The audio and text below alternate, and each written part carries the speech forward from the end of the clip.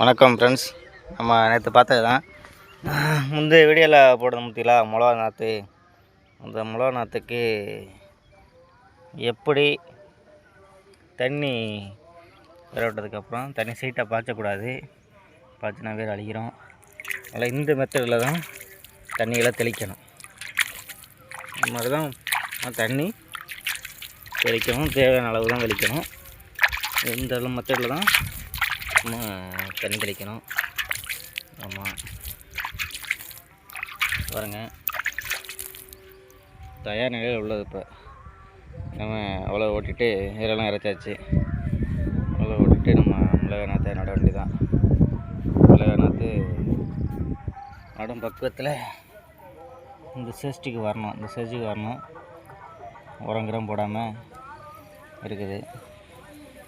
உரம் போட்டாக்க வேறு அழிக்கிறோம். குப்பை உரம் மட்டும்தான், ஃபுல்லாக மாட்டு சாணம், மாட்டு எரு மட்டும்தான் போடணும். இப்படி வளர்ந்துருக்குன்னு பாருங்கள்.